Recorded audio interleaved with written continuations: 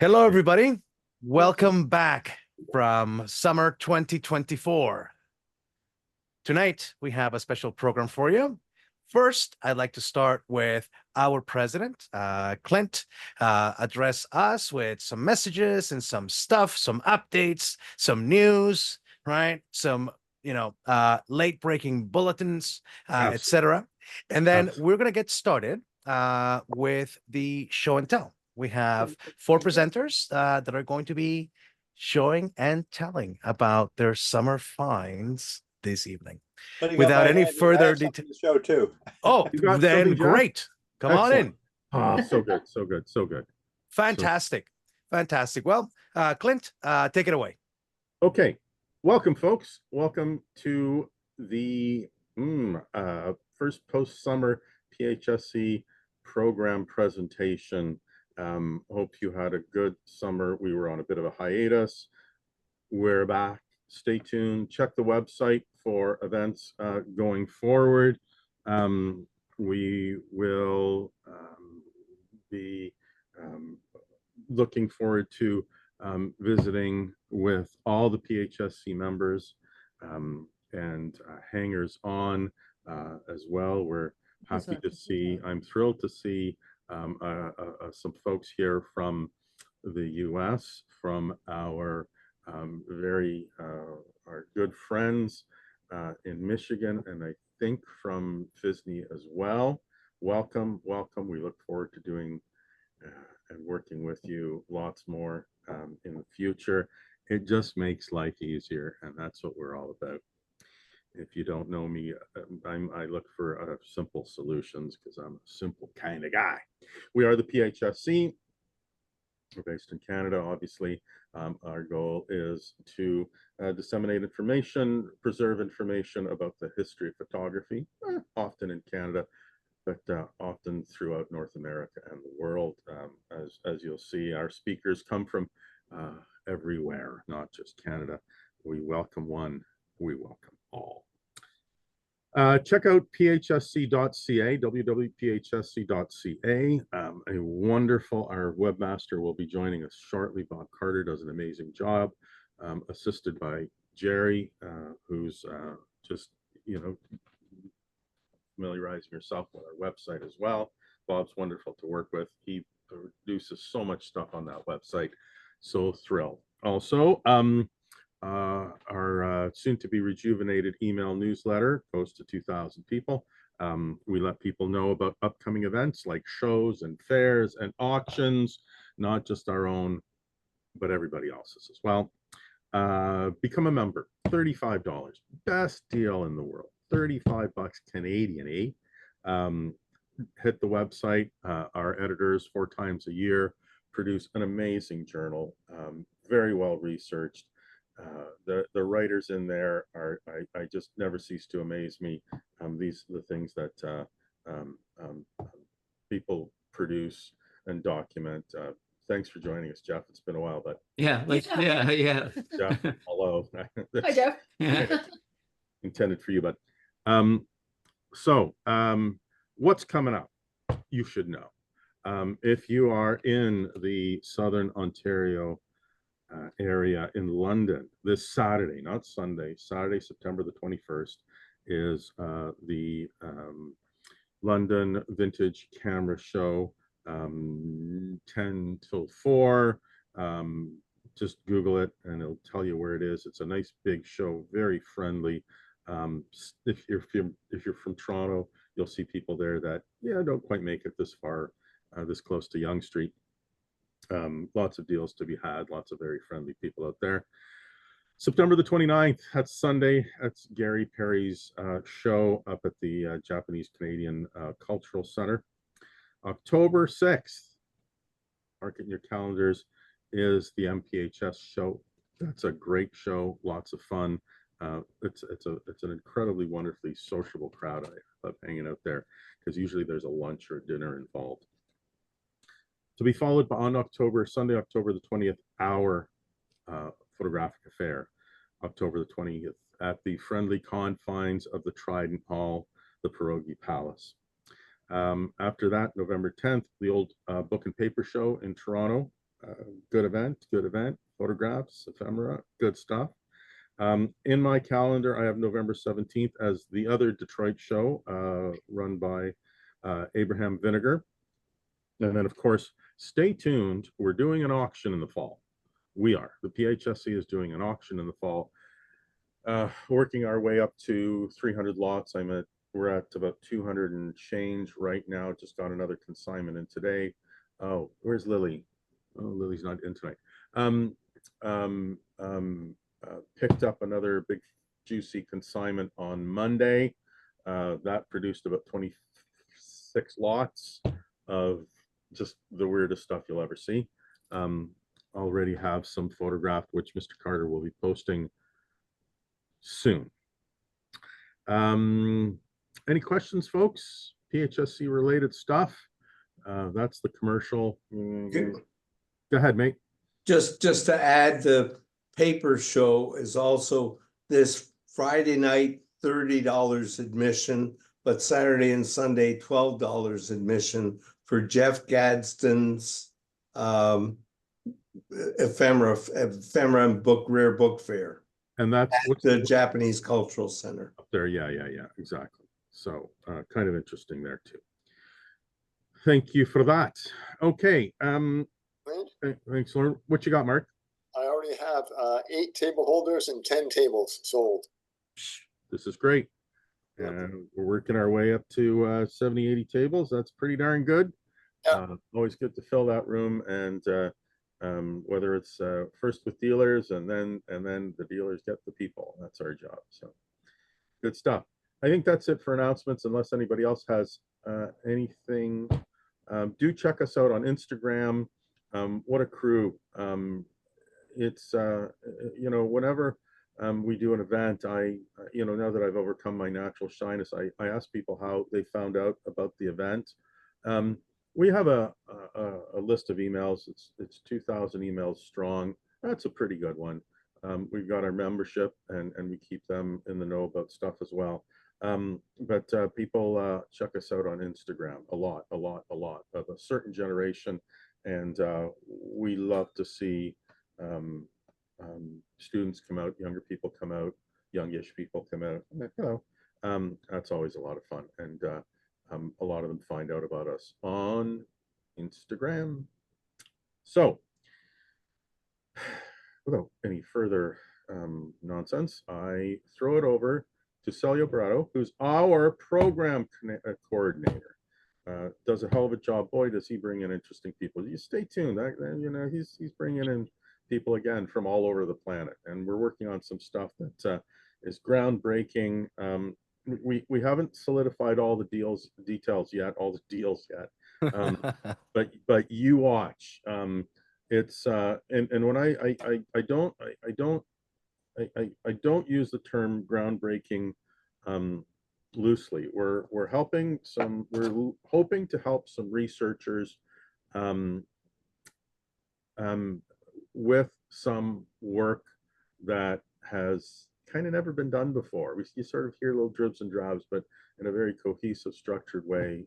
It's hopefully will hopefully be assisting in presenting that. Right? Is that a good diplomatic way of putting it, Salio? I think so.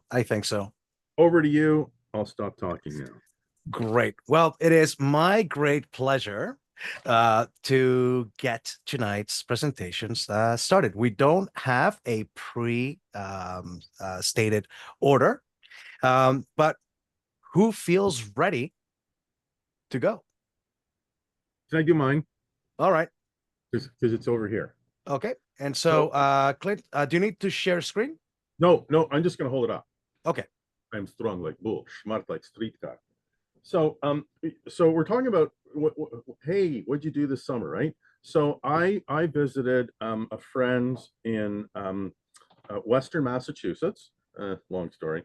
And also another friend there, helping her out with some stuff, and also visited Brimfield, which is about an hour and a bit west of, sort of east of where I was staying. It's west of Boston. Brimfield is a wacky place. It's the stuff antique hounds, anybody sort of related in photography dreams of. it starts on a Tuesday, runs Wednesday, Thursday, Friday, Saturday, Sunday, and it's field after field, farmers field after farmers field of tents of dealers of all sorts of antiques and stuff, big, small, large, costing jewelry, thimbles to tractors, and they'll open something up on a Tuesday and then on a Wednesday and so on and so forth. So I went there on a Friday and missed the rain, and found some photographic bits. I found out later that a lot of dealers just come for Tuesday, Wednesday, Thursday, and then go home. It's there on Friday. A few dealers are missing. Anyway, it was not at Brimfield that I found this cool thing here. It was literally less than a mile away from where I was staying, and it's sort of like a kind of a lounge, and he's got some antiques in the corner, and it happened to show up on my Google thing, and here it is. This is it, and it's two-sided, right, and it's porcelain, so it's got some age, and it's got this it's bent over this way, so it hung on a wall this way, and it is Agfa photo, obviously. Now, Agfa, as we know, started in the mid to early 1800s as manufacturers of dyes and paints and stuff like that. And then in the 1860s, they got into photography, and they were a big deal in Europe. They did a lot of stuff in connection with early color photography. I'm actually hinting at something that we might be talking about later on PHSC programs. Anyway, in 1928, if I remember correctly, they acquired Ansco in the United States. Anthony Scoville and Company, which had been around since 1847. They were manufacturers of cameras and other goodies based in Binghamton, New York, which is sort of southern New York State, sort of southwest of Albany, south of Lake Erie, south of Rochester. Now, they set up, places where you could buy film. And this came out of a place in North Adams, Massachusetts, which is geographically kind of due east of Albany. And it was a store that sold Agfa products. So I guess as part of the distribution deal, Mr. Valancourt had a shop there, and he advertised in the North Adams Chronicle, I believe it was, in the 30s. Bring your film in here to be processed. We've got professionals who do it. Buy some camera stuff. So this sign dates from somewhere between 1928, when Agfa got into the U.S. retail market. The man was active in the mid 30s, because Agfa was a German company. In World War II, the U.S. government seized all the assets under the sort of Enemy Alien Act. Nonetheless, the sign remained on the building up until 15, 20 years ago, where the dealer that I bought it from, he removed it himself. And I looked it up on Spring Street, and the building is still there.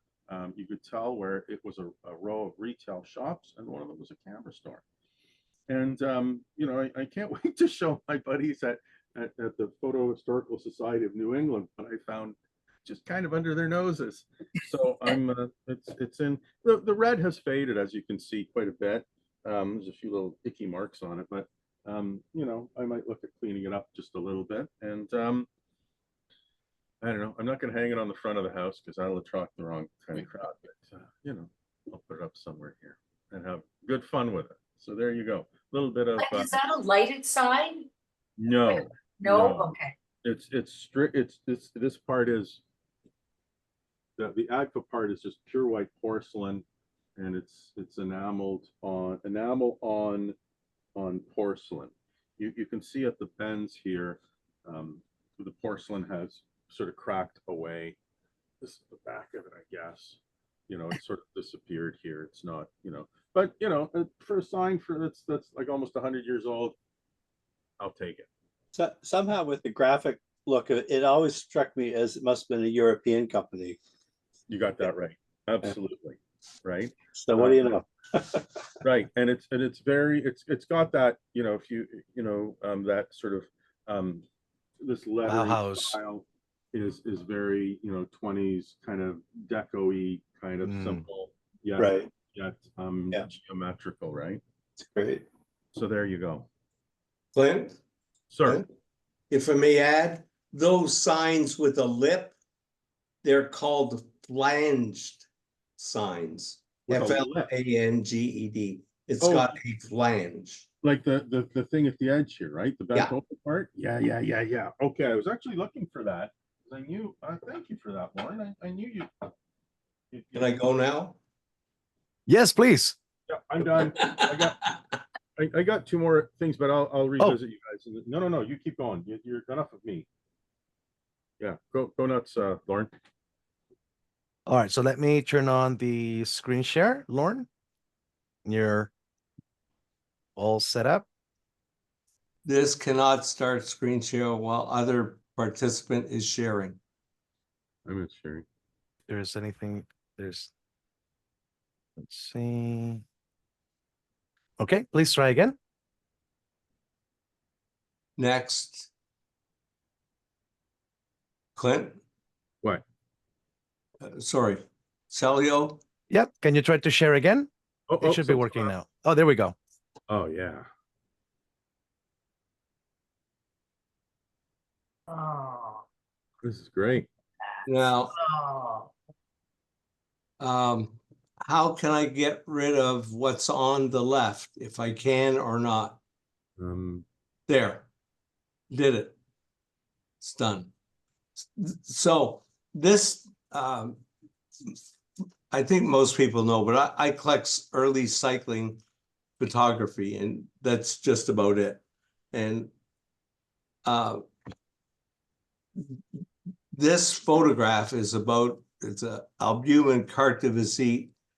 It's from about 1860. This person, Willard Sawyer, and you tell it was a Sawyer quadricycle, four-wheel, Okay. because of the. Lauren, I don't mean to interrupt, but can you click on it maybe to make it full screen? Because we're just seeing. Okay. Click on the Sawyer. Sorry? Click on the Sawyer. See, well, for me, I miss his head and his legs. Well, we just see all okay. your pictures right now. Sorry? We see all the pictures right now. We don't see. Right now we see the folder window with all the different. Oh, I'm in the one, on the one picture. Okay, so let's try share again and try selecting desktop. So stop video, participants chat, new share. Yes. Sorry. New share. Sorry, I'll shut up. Should I close this? Don't close the window with your image. Just click on the Zoom share button.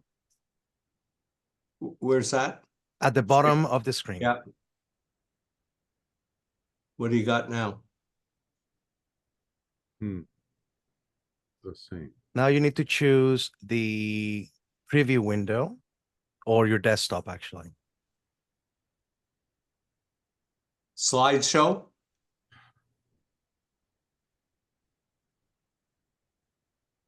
No. Yeah, you should try slideshow. Yes.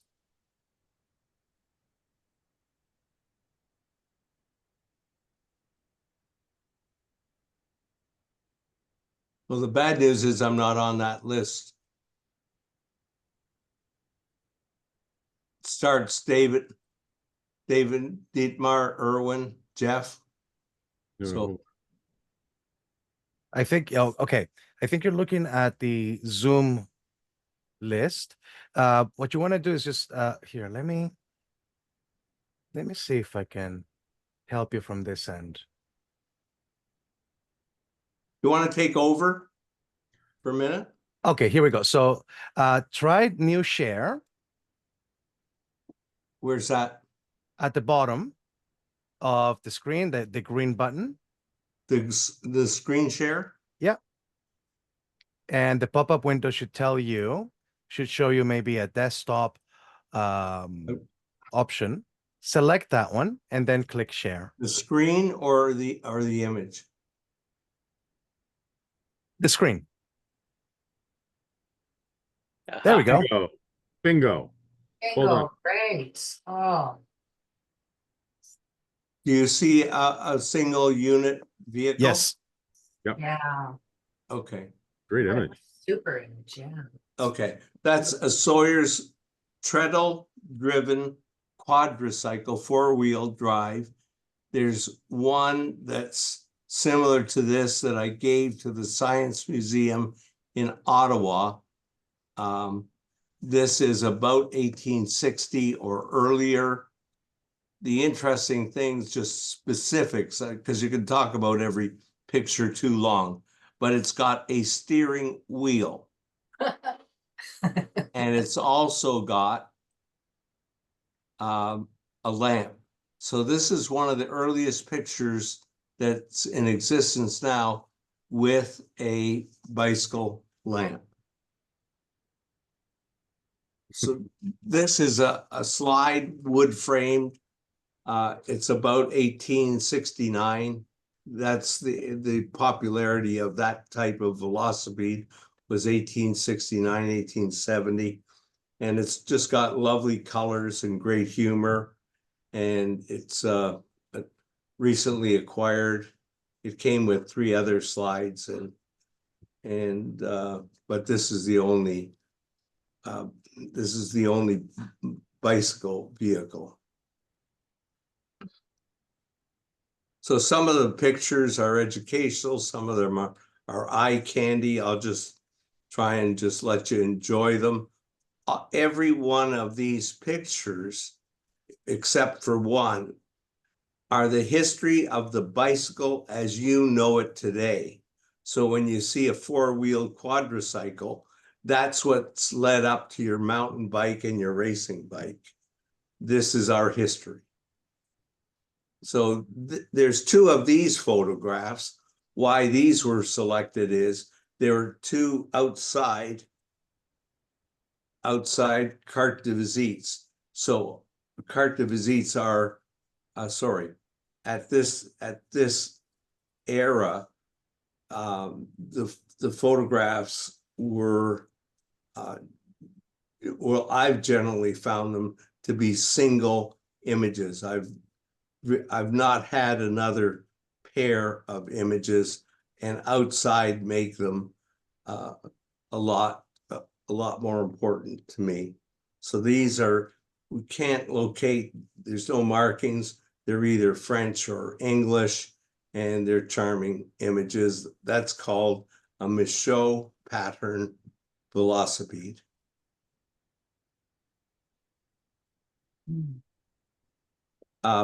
I have a collection. I did a paper for an International Cycle History Conference on what we call what we all call cartoons today. These were actually photographs of prints.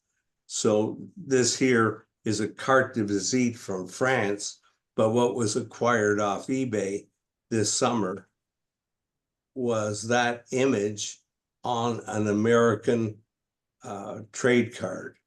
So that's a pleasant rarity acquired.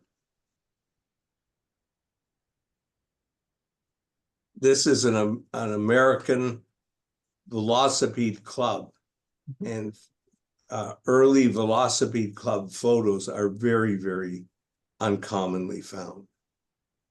So this is about 1870 to 73 era, no doubt New England, but not specifically. And this is an adult vehicle. This here is another adult vehicle. This here is a more common pattern. And then you've got a child there. So it's a nice compilation. This here is probably about a 12 by 8 or 12 by 9 photograph that's been oil painted over. And there was some little chipping and somebody did some little bit of restoration. So it's good just to show you the original color. But it's a nice image. So this carte de visite is extra interesting for me. You've got chain drive to two sides of the tricycle. That's called a hay fork, this open. Then you've got a high wheel bike, and on this side you've got a chain wheel to a chain wheel to a chain wheel. So it's gear wheel driven. There's no chain on that or lever. And it's also got a small wheel at the back. It's not perspective. That's a small wheel to his right and a large wheel, obviously, on his left. And there's another wheel behind as well. This is from Birmingham, about 1884, 82, sorry. And this was just a nice social scene. This was acquired this year. About 1882, you can see by the handlebars, that little straight bar cross and then the dip, that was about 1881, 82. But what's fun about this is a nice outside social scene. The child's got like a wooden rifle, and this gentleman here, I'm not sure where he's pointing the gun, either to this kid, or sorry, to this adult here, or up at this, but it's a nice, pleasant social scene. About 1882 also. And just an American sportsman. So you've got the shotgun. This is a cabinet card. The high wheel bike. Some pegs and balls and 2 pair of boxing gloves. This guy, Wilmot, was a trick rider. So I acquired this photograph this summer, and here's this is a cabinet card. So it's got all these pictures of the act.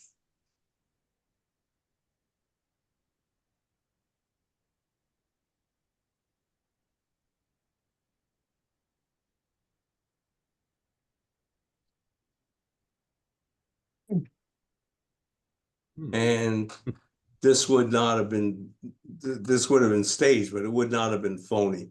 This gentleman did this. He carrying a lot of weight on his shoulders, and that wheel would have been quite strong to hold it. The famous person was, aside from the act, was this person here.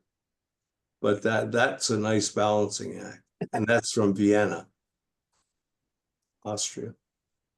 About 1888. This here is a photo. I've been trying to obtain a photograph of this type of tandem bicycle. It's called a Rucker tandem. This was built in England, but the photograph was taken at the London Fair in London, Ontario. And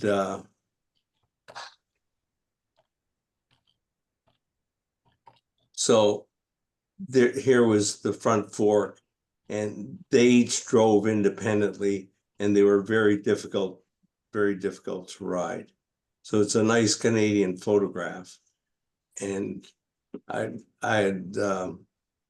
really appreciated being able to acquire this and putting it, and it's going on the front cover of an important bicycle history journal for the fall issue. Did the pipes help with concentration, maybe? Sorry? And the pipes help with concentration, do you suppose? or biting. So, sorry. So here's this vehicle. This is called a sociable. And these two guys are firemen from Spain. So here you've got an English bicycle in Spain, and this is a fire hose attachment. This part here.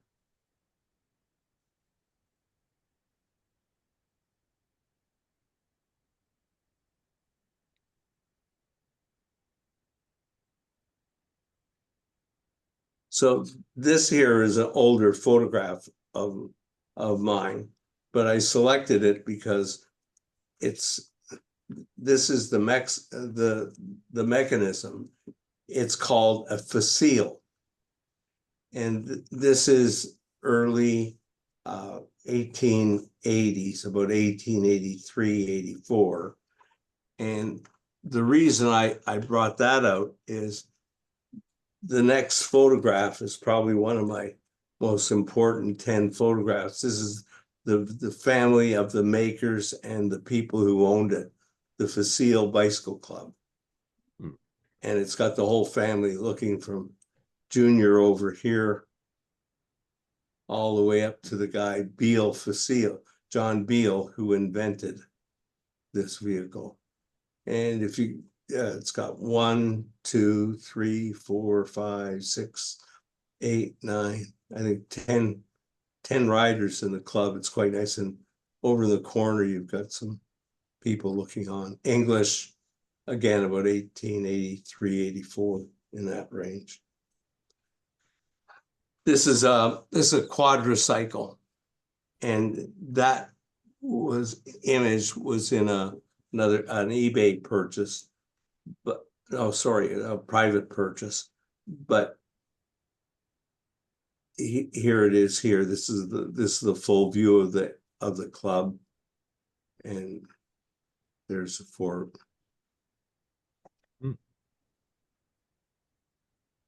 Now there is about 4 or 5 of these sheets that are double-sided, and this came it's American, and I got it in the Netherlands, and these are obviously cyanotypes. I guess they're about, each one of these is about the size of a cabinet card. Why I found and wanted to show this was you can see the lovers. But what happened, there's got to be a reason. I can't figure it out, but that is an albumin drawing photograph. So it's a photographic process. And the hole was cut out, and that was inset behind it. And I don't think it was comedic, but it could have been. But it could, just interesting different things we can see. That's American, mid-1880s.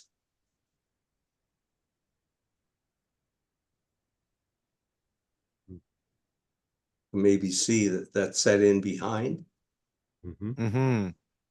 I wonder if it's also to protect the lady's privacy.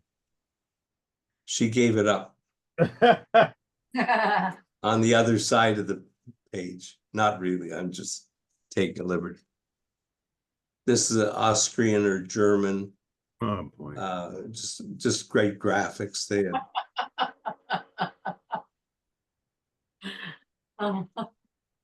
So this is late 1880s. This is what you call a hard-tired safety. These were safety bicycles, and the pneumatic tire hadn't been invented yet. And the high wheeler lost its popularity fast, and by about 1890, they didn't sell virtually any more of them. But they called them penny farthings after that. So the name penny farthing was not in use during the time when the bicycles were on the market. This has been well enhanced by an unprofessional and an enhancer by the name of Lauren Shields. But this is a track. And with high wheel bicycles. And there's a famous print with velocipedes that predated that. But this came out of Buffalo area. And, you know, I think once you start collecting technical stuff, not art photography, but technical stuff, you just have to accept the warts and the cuts and the damages, you know, because you're trying to collect history as best you can. Now, this is really interesting. This is from Independence, Indiana, but I'm going to draw this up and you'll see who's on the bike. Anybody guess what nationality those three people are?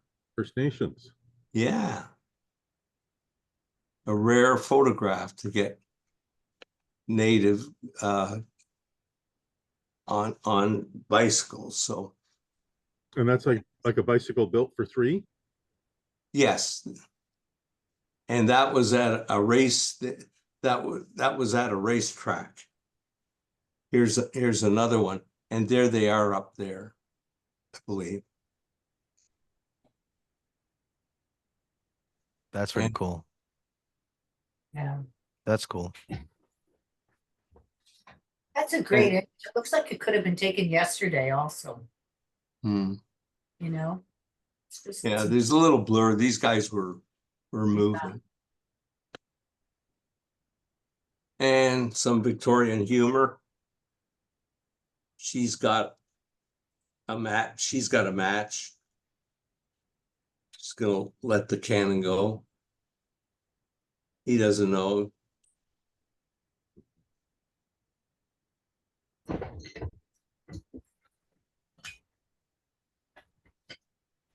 This one I had for a while, but it's obviously a tintype, but it's got a light, a carbide lamp for lighting inside.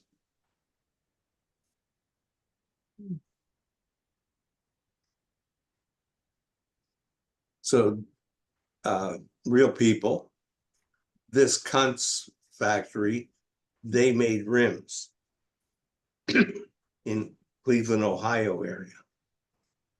And this they would have taken and used at a trade show. It's probably the biggest practical appearing bike I've seen. This mid 1890s. And this one is in Port Hope, Ontario. But what I find very interesting for the, see the date? September 18th. What's to the day? It's today. Wow. It is to the day. Yeah. And really interesting. They made it to the Again, meeting late. Sorry? The people here made it to the meeting late. But here's all of the information about the race. Whoa. Wow. It's incredible. And I have a whole collection of different animals which are directly related to the vehicle. So like that owl, if it was no doubt stuffed, but it was on the bike, not just an owl in the picture. So sort of a nice image. And this is one of my favorite ever pictures. So first of all, this is called American Gothic. This is one of America's most important pieces of early 20th century art. And I always knew of this picture and liked it, but I had no idea that I would ever get an image that more or less covered oops, sorry. Good part. but you can see the windows, the female with the split in her hair, the male, obviously not a pitchfork, but there's bikes, and they tried to set up the image. So you've got horses in the background. It's one of my favorite photos. And this is from Minnesota, an American flag for the umbrella, and drink cherry ripe.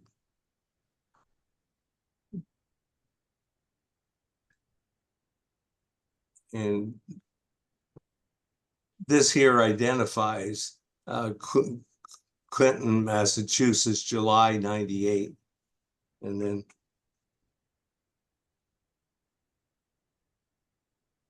so you've got signage, and signage is always fun and nice to get. This Victor, they made, Victor was the name, but it was Overman Wheel Company. And Victorias were the female name for the female model of bicycles. So four sizes. Here's the ad for Dunlop tires. Those two hands were there because they used to advertise showing two hands and say, with these hands, you didn't need tools to repair that model at the time of Dunlop tires. So here's Christmas, which is forthcoming. It's coming up in 1899. And within two images is the most exciting photograph of all time. It's going to be very revealing, and I'd like everybody to make sure they're sitting safely. So the next image is Santa bringing this is late 1890s,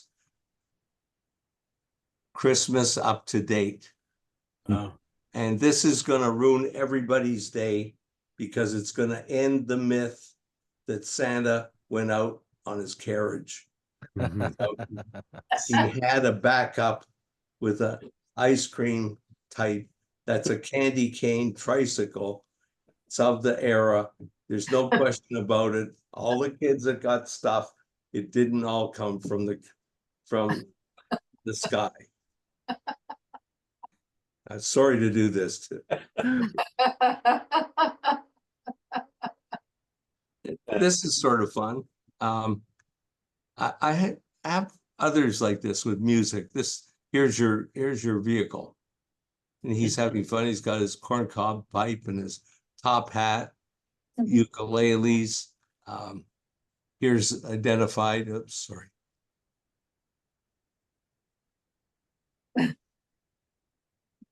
There's bread, probably milk. Beer.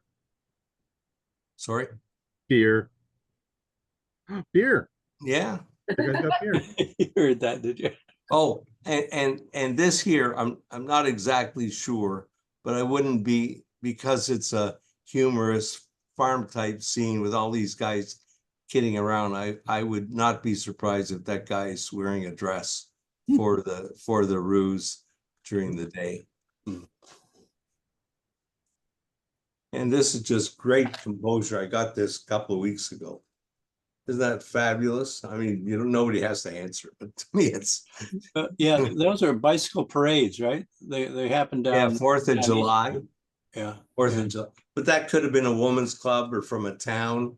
Yeah. And they had all kinds of things. They were in the shapes of boats, cannons, airships, horses. I have a whole plethora of different things that they used for.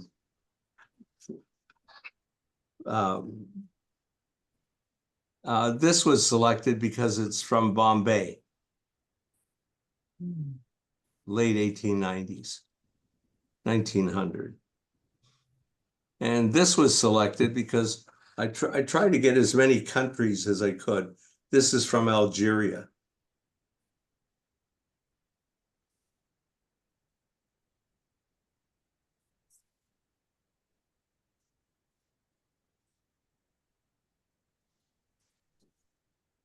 And this this is the nicest photograph I've ever seen of a colored lady. It's just a fabulous construction, fabulous clothing, and I really cherish this image. Right from And- across the river too. Pardon? Right across from the river from where I'm at, Detroit. That's right. Yes, yes, yes.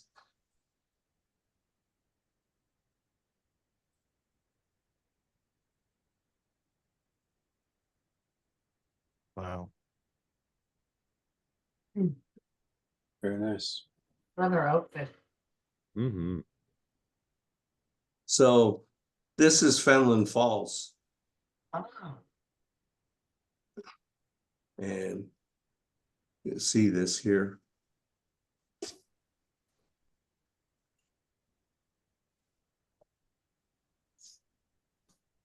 And I checked in Google, the Manita is, they've listed the ship. So, and that's what people went, and they took trains or boats. They'd go to the furthest place and then drive back, so they could go out. Let's say if they went without transporting themselves, they might go 40, 50 miles in one direction to go 100. Whereas if they went out in directly, they could go in a vehicle and do 100 miles and then come back and see different scenery. And horrible condition. I just want to mention that you've seen a couple that are in bad condition.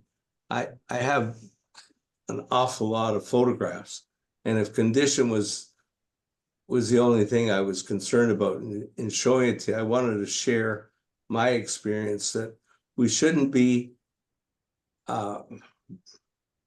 affected about collecting condition. It's obviously an optimum, but if we want to improve our collection for the historical aspects, we have to be a little more lenient. Yeah. I just want to show one thing. I think Celio knows me and Clint know me. That looks like me. I just noticed that today. Looking in a mirror. Now, in that image there, Lauren, the bicycle is actually riding on top of the rail. Yeah, I'll show you if anybody wants to see it.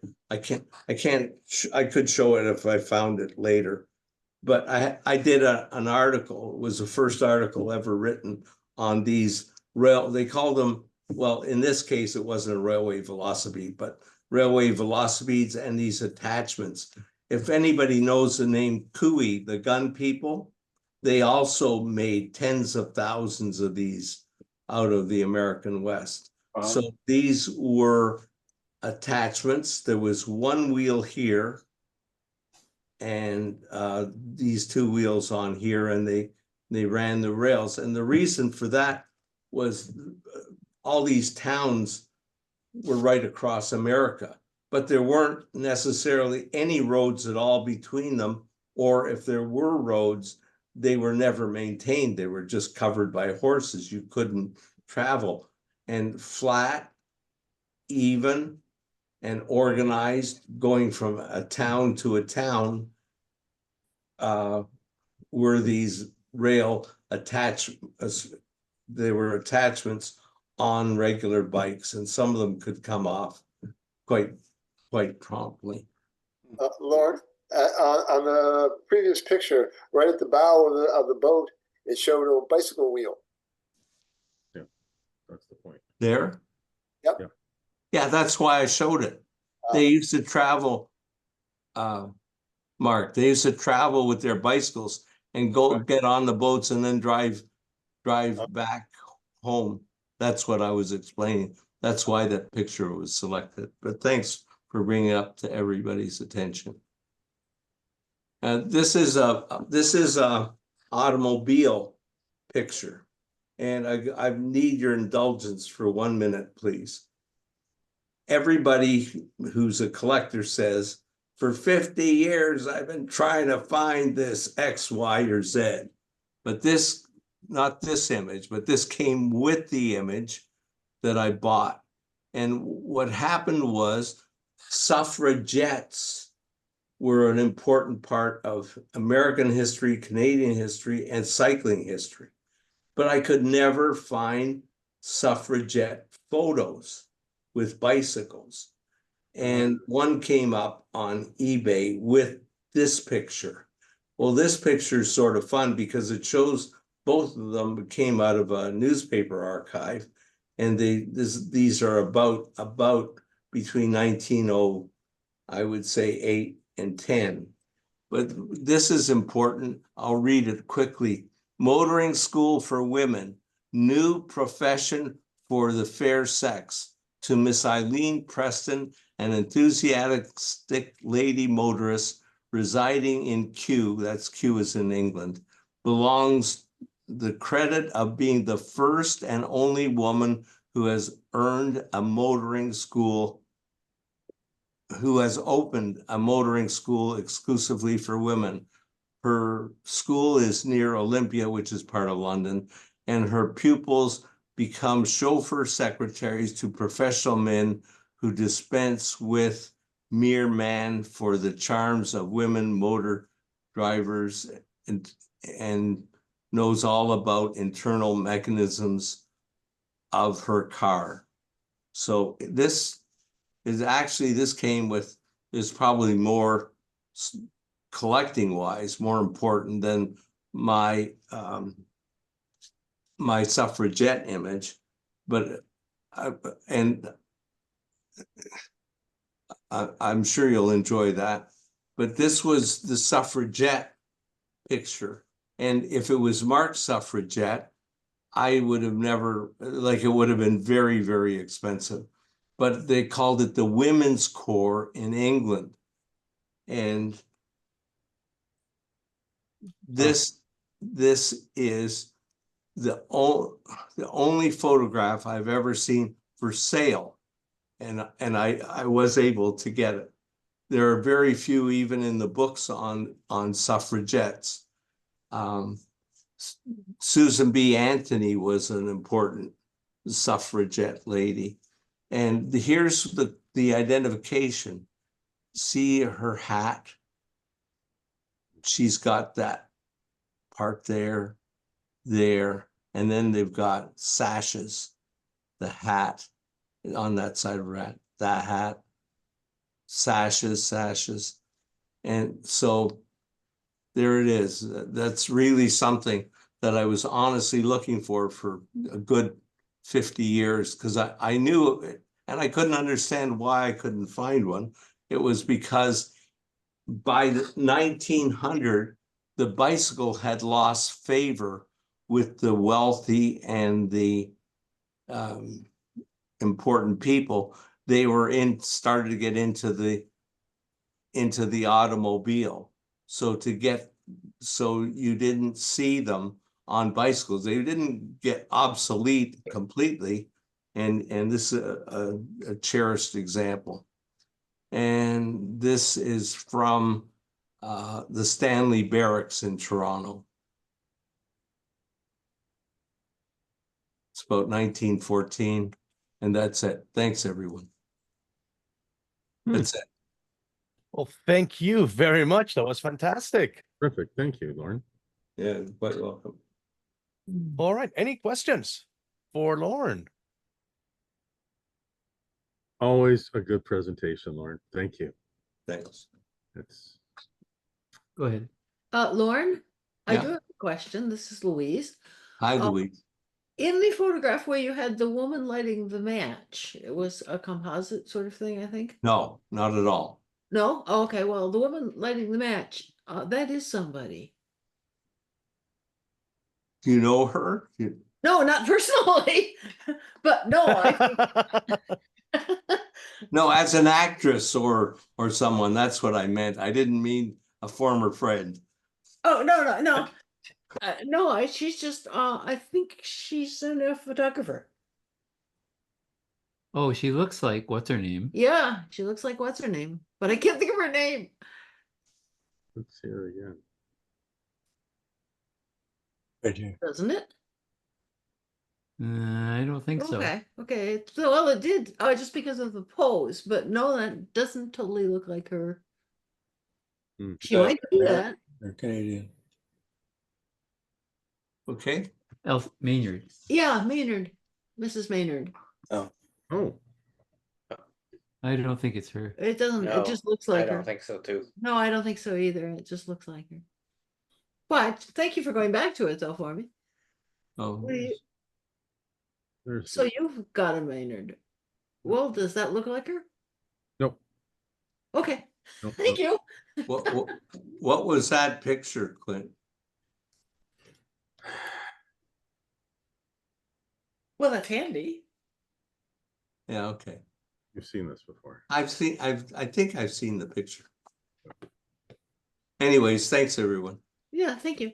Oh, Thank you. God. Elio, you could just put me back to a human being. All right, here we go. Emma. All right, just give me 1 second and I'll.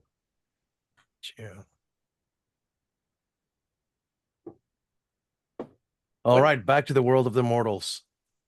Yeah. All right, Jerry, how you feeling? I'm feeling pretty good. All right, would you like to go Right. next?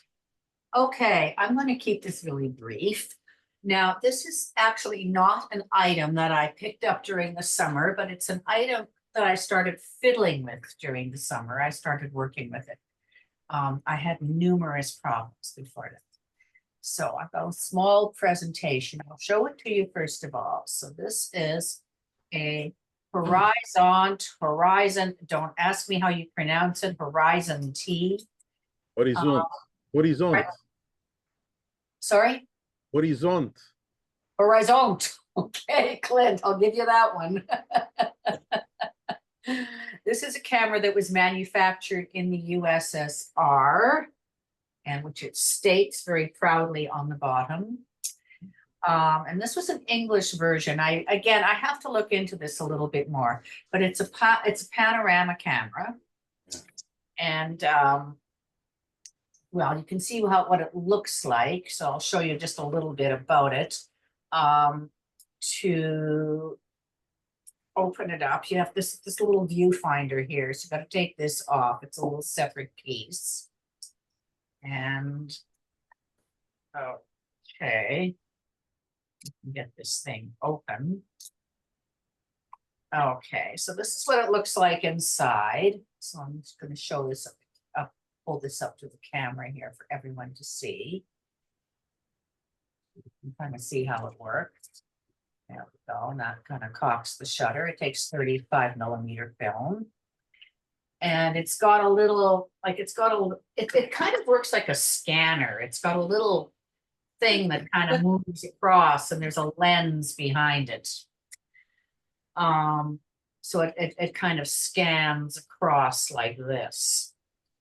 It's got a, it's got a little bit of versatility to it. It's got a fairly fast lens, goes from f2.8 to f16. 3 shutter speeds, a 30th, a 60th, and a 1/125th of a second. So it's got a little bit of flexibility that you can have. Now, I've got a manual for it too, which I bought on eBay from a guy in Russia whose name was, not surprisingly, Andre. And it took about 3 months to get here. Andre and I had a few conversations throughout, because it was taking a while. He's a very friendly guy. He was very pleasant and everything. And so I don't know if he's still around, given everything that's going on with the Russians and Ukraine and everything now. But what he had done was he had made up photocopies of this little manual, and he was selling them on eBay for $10 a piece, which, seemed reasonable. So anyway, so what I've done here, I've done a few little copies here. So I'm gonna share my screen down here at the bottom and show this. Okay, so there we go. Share here. And oops, they Hi. changed color on me. There we go. Hi. Okay, all right. I'm on in the meeting. Okay, bye. Okay. Where do we start? I haven't done this in a while. Normal. Okay, view. Where is the play from start? Come on, folks. Where is it?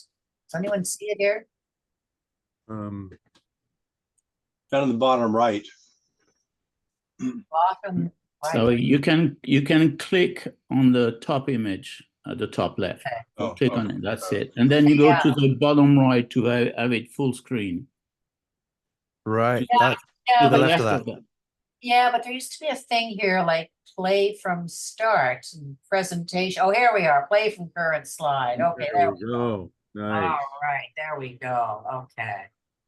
I'm rusty here. All right, so this, as we can see, this is from Andre's manual here. So this was the, oops, okay, so this was in Cyrillic. This was a North American version, so we do not have the Cyrillic text on there. These cameras were manufactured from 1967 to 1971. The version that I have, going by the serial number, dates probably from 1969. Again, this is from the manual. So these are just all the different parts. So we've got our viewfinder and our lens, and we've got a little accessory shoe there for the viewfinder itself. I like this nut of handle. I like some of these things. And a handle. And the level of the viewfinder. It's important stuff to know here, folks. There's a little level at the very top. Here's our rewind knob, scale of shutter speeds, Mhm. film speed, memorable scale. Love these translations. Scale of apertures. So everything is on the top, as you can see. So we've got, you set your shutter speed and you set your f-stop, and there's a little reminder in there so you can remind yourself what kind of film you put in there, the Mm. ASA, ISO of the film. We have a shutter release button, and we have film winding and caulking knob on the side. Okay. And again, that's a photocopy from Andre, so it is what it is. But it kind of tells you what everything is. Now, this is the part that I was having all the struggling with, was getting the film in the camera, getting it to Mm. beds, and then getting it out of the camera. And there's a little guide over here, and that I'll show you when we finish this, and I can show you where the little diagram is. And I mean, it's fine. It is what it is, but there are some issues. And if you ever acquire one of these, that you kind of need to know about. And this is where my 2 years of frustration with this machine were. Okay, so I'm going to stop sharing here. Now, a couple of the things that I found. So when you are loading this camera, okay, and as I mentioned, now, can we get this open again? Of course we can, so now.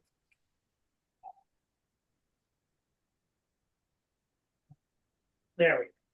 So here's our little diagram over here, which put right up close here to the camera. And one of the things you have to do, so you wind it around, and then you've got to hold it really tight and make sure there's no slack in there. Because if there's any slack in there, that's it. You've lost it. Your film's just going to go all over the place. So you don't want to deal with that. Same thing when you're rewinding. So when you're rewinding the film, I mean, it's kind of straightforward. You have a little button on the bottom that you push, and then you turn your rewind thing. But the thing is, you've got to hold this button down while you're rewinding it. Otherwise, if you let go of it, it's going to and you've got to resort to a changing bag to get it out of there. So there's a few little tricks that you have to know about. But once you master that, I mean, I got to the point where I was pretty good. I could actually unload the film, rewind it, and load up a new film in a moving car. That's a first. All right.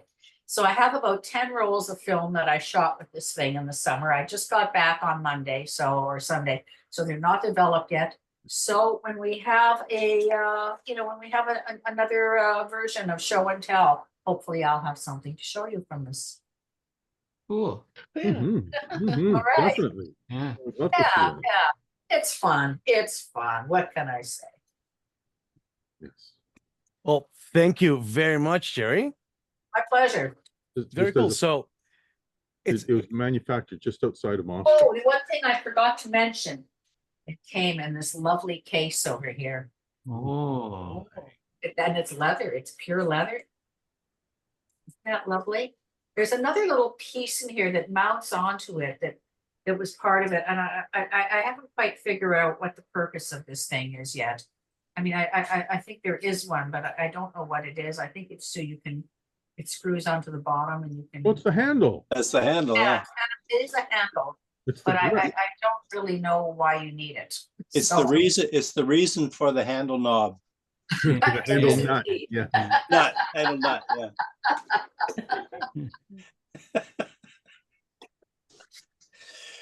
all right. All Well, right. thank you again. Okay, Well, so hopefully we'll have a Jeff? sequel.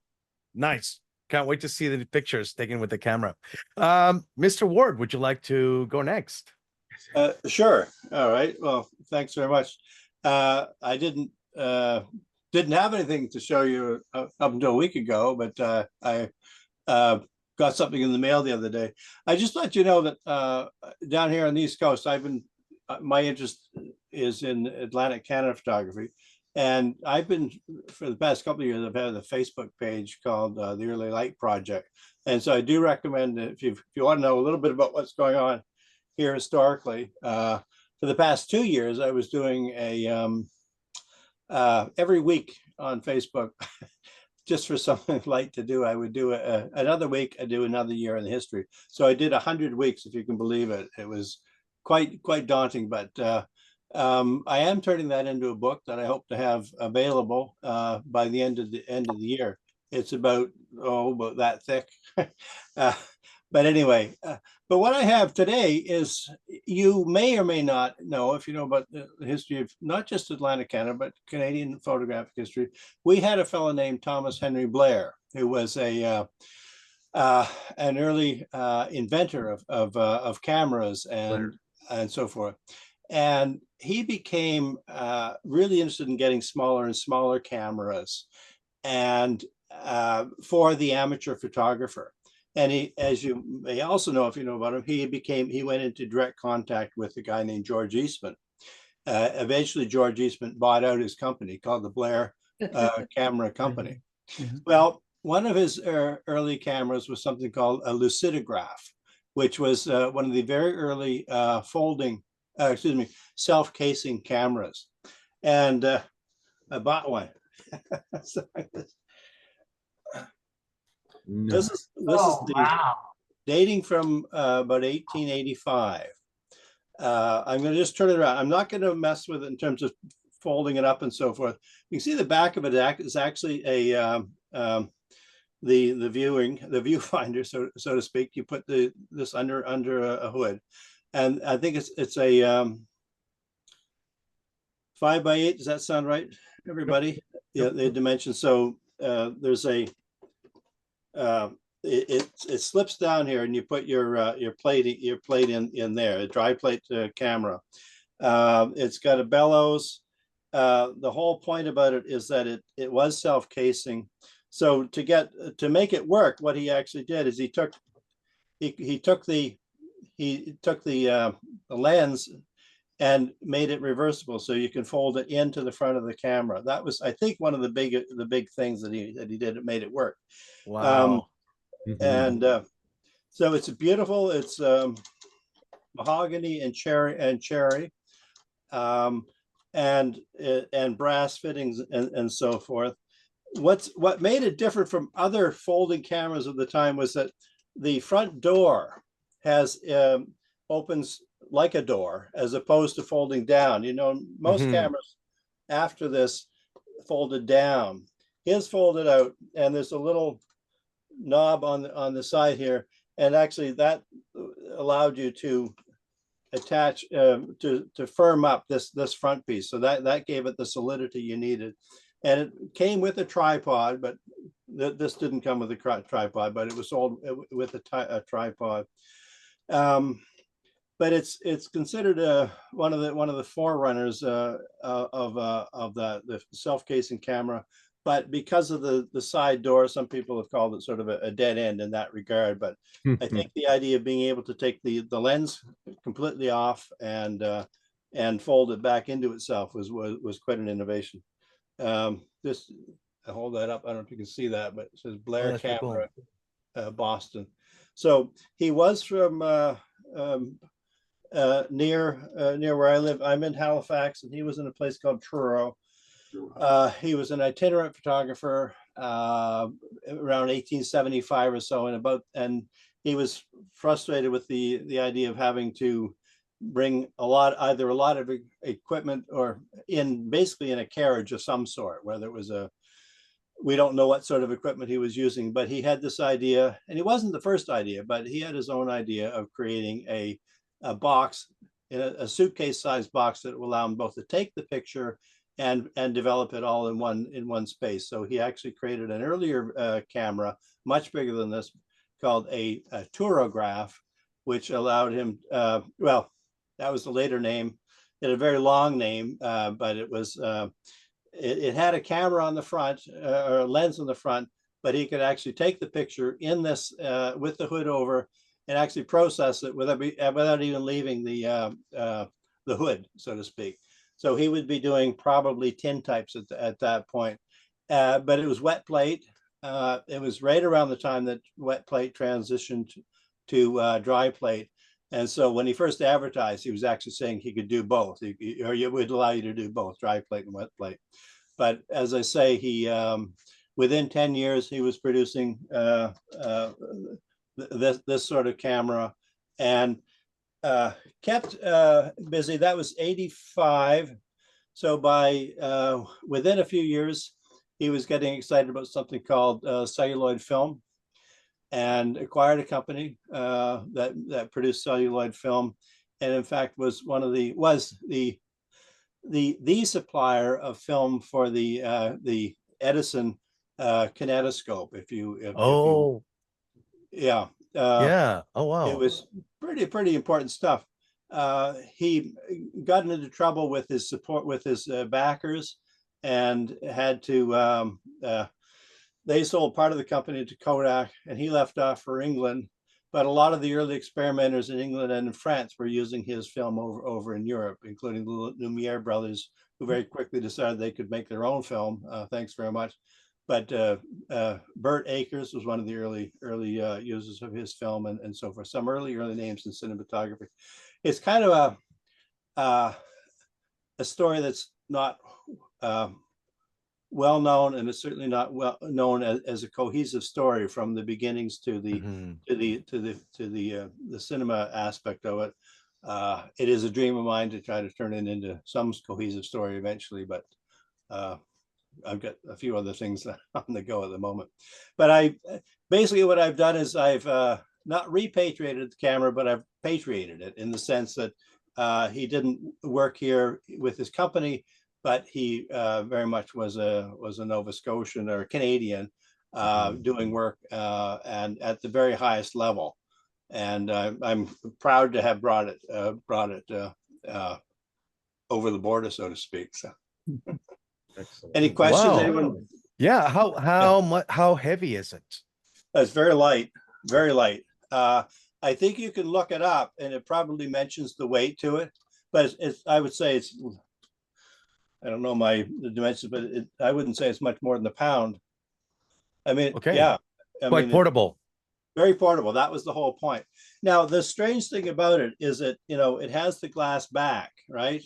Mm-hmm. But the original did come in another box, which was more of like a heavy canvas sort of, but it always struck me as a little bit odd that it would have a glass box, but it wasn't always intended to be packaged in something else. but the actual thickness here is only about 4.5 inches thick. And So then the, once it's closed, it'd only be about 4. Okay. exactly, exactly, Wow. yeah, yeah. So it was quite a compact little thing. It's not much bigger than a book in terms of this dimension here. Right. And the thickness, it's, I guess you probably a thesaurus or something. Mhm. Um, I think Lauren has a question. yes, Laura. Were those the films that burnt? Yes, celluloid was very flammable. Yeah, that's right. That was So- the early. Yeah. So I know that they eventually replaced it, but how did they get around it at the time, even if they did? I don't have that information. I don't know. I don't know if they got into the trouble. I think I'm just speculating now, but I think the trouble came when when they were projecting using mercury or carbon arc and so forth. That was pretty hot. And then later, I think what happened is, well, it started to deteriorate. I mean, there's no celluloid film now available, or the old stuff, if they were to find it now, would have probably have deteriorated just through degradation. Vinegar syndrome. But I'm sure there might have been, but I've not heard of any stories of fires at the time of production. Movie theaters would burn down. Say again? Movie theaters would burn down. Yeah, that sort of thing happened. I know that the George Eastman Museum Yes. buried a large percentage of their collection of Yes. nitrate film on their property. Right. Yes. There was a photographer here who worked only in the early adopters of film were all using celluloid. There was a photographer here named Waldron, whose collection survived and is now at Dalhousie University. They spent a couple of years converting those celluloid negatives to glass or to modern film. But they took a lot of precautions, I understand, to prevent any possibility of fire when they did that too. So Well, sometimes nowadays, well, you don't see it now, but older film, yes, negative film, you see Kodak safety film, yes, and they specifically put safety on the edge, yeah, to differentiate it from slightly older films. You know, if it said safety on it, it meant it wasn't. it wasn't celluloid. That's correct. It wasn't Yeah, as horribly flammable as Right. the previous stuff was. Yeah. So if- Bruno, did you have a question? as Yeah, well? sorry. First, let me introduce myself. I'm the secretary of the American Photo Historical Society based in Rochester. And so that's what I wanted to add about Rochester itself. And I think it was in 1981 where the George Eastman House, due to the fact that they had less support from Kodak, were going to close, and there was a whole movement in the town to find the funds to basically keep it here. And that's when they built those vaults underground, as you mentioned, to keep the celluloid film. I think there's a very famous, I think it's an Italian movie called Cinema Paradiso. Yes. Basically recounts the burning down of a cinema because of this type of film. Okay. Yeah. And I think the safety thing is when they moved to acetate, and that was probably in the 1930s. I think it was around or before Kodachrome, around that time. So that was a long span, nearly 50 years. When I mean, I think the Edison was coming out in the late 80s, 1880s. So 1888 for so maybe 40 years, 45 years at the most. Yeah, but that's a big portion of the early cinema.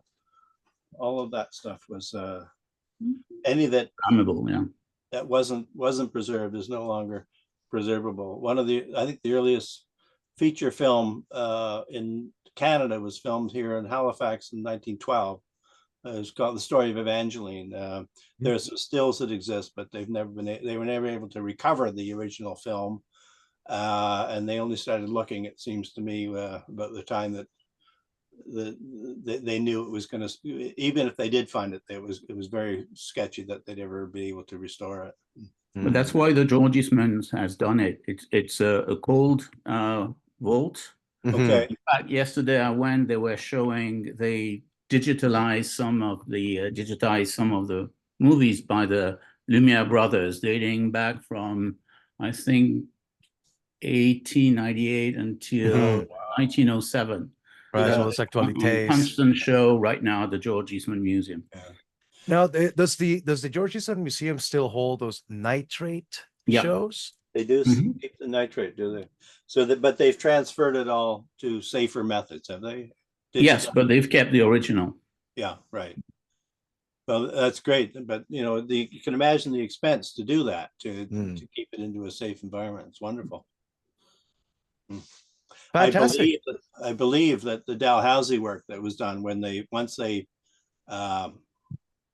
transferred those early photographs, I think they destroyed the original nitrate just from a safety perspective. I don't think they had the money to store it. Wow. Yeah. Bruno, can you hang in at the end of the meeting? I'd love to chat with you about Okay. No. stuff like that, if you wouldn't mind. Yeah, I'd love to chat with you, but at the end, afterwards.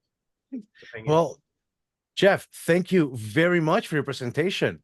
Oh, It's really thank you. enjoyable, and I specifically, I really like its link to cinema.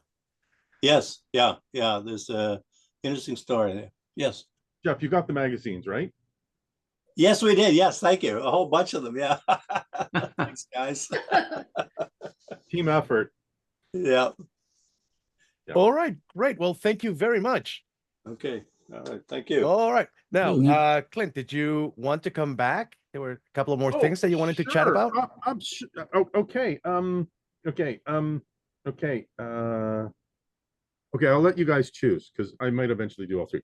The image or the hardware? The hardware. Okay, good. Okay, image.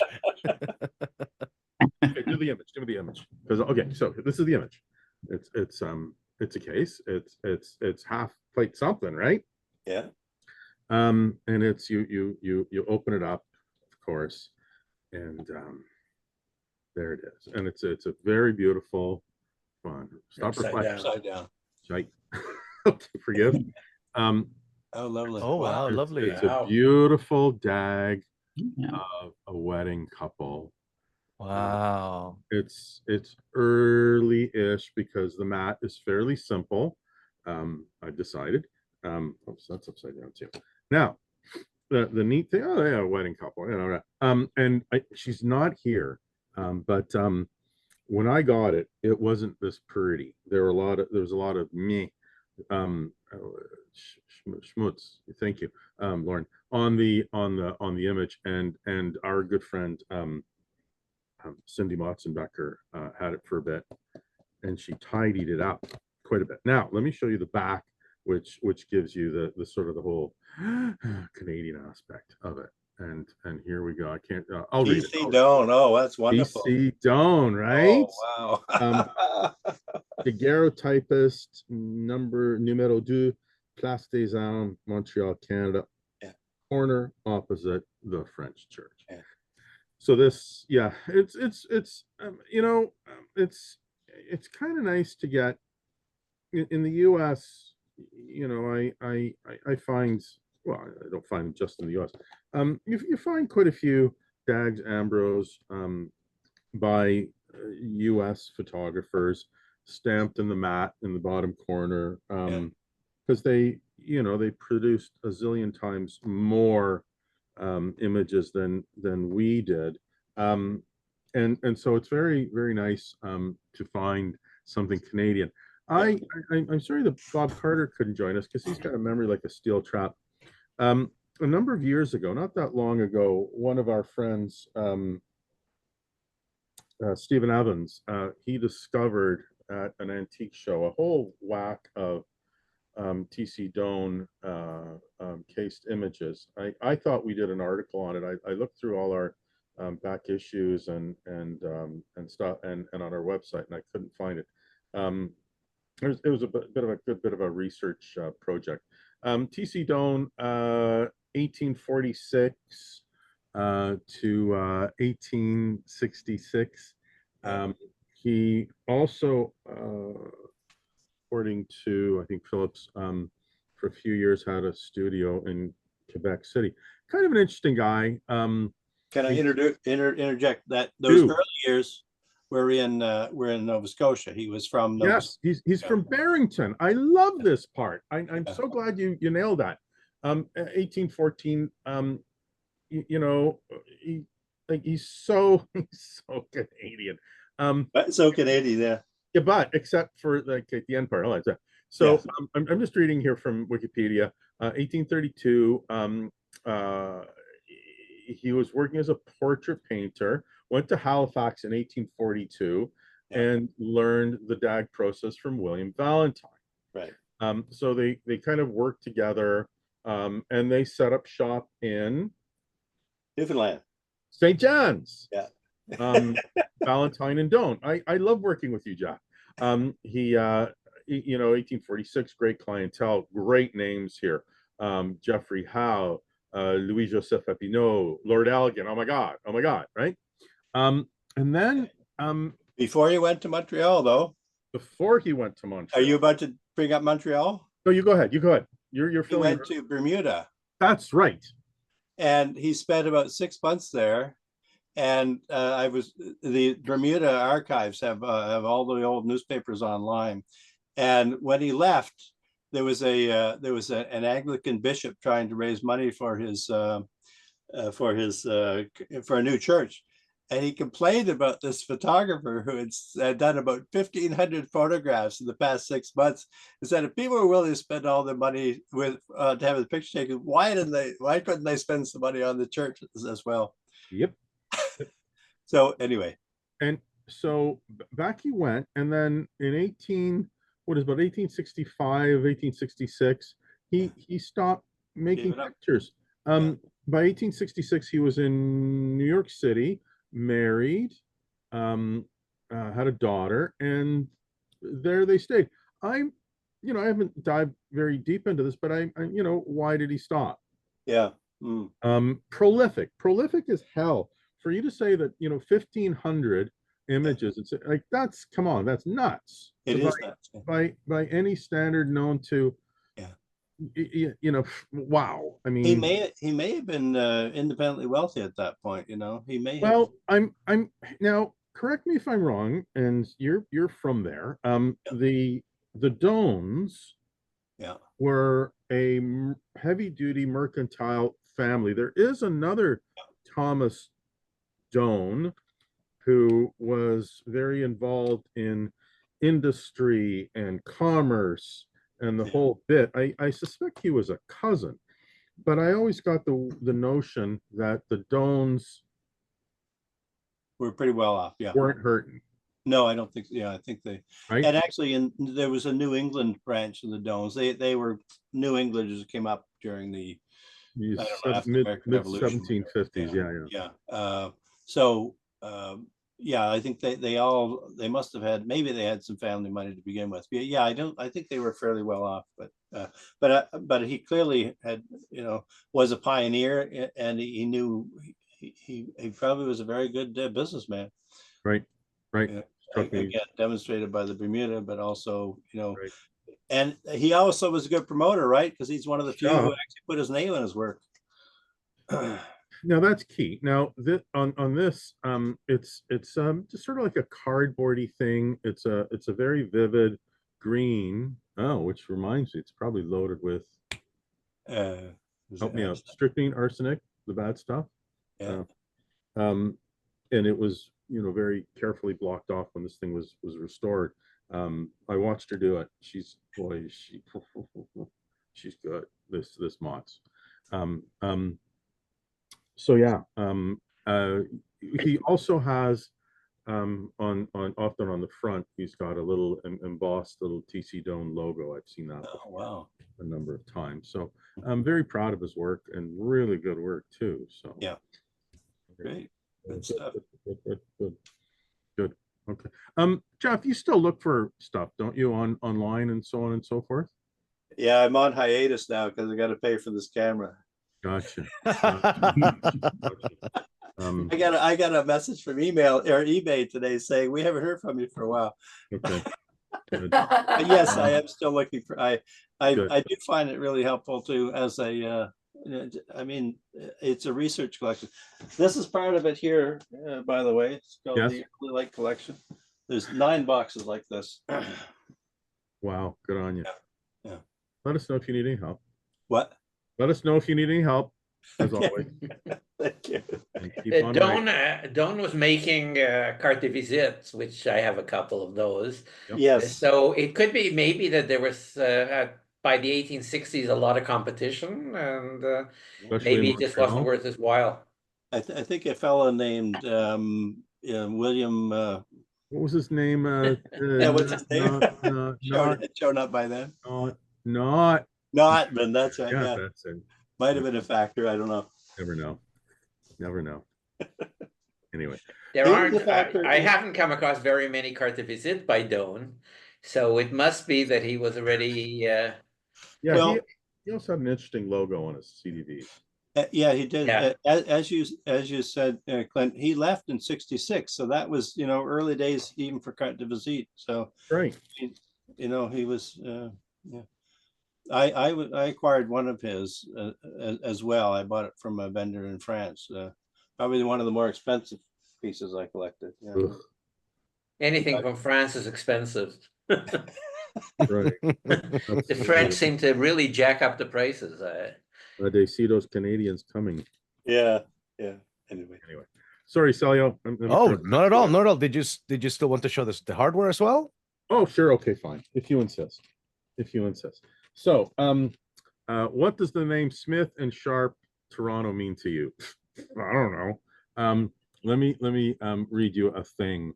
Here we go. So, Smith and Sharp they were partners in a business. Don't know a ton about Smith, but this guy Sharp, Henry Folds Sharp, he was in Ottawa, and then off he went to Colborne, where he was a headmaster. In 1881, he came to a little company called R.D. Ewing and Company, dealers in photographic supplies, and he was there for about 5 years. That brings him up to about 1886.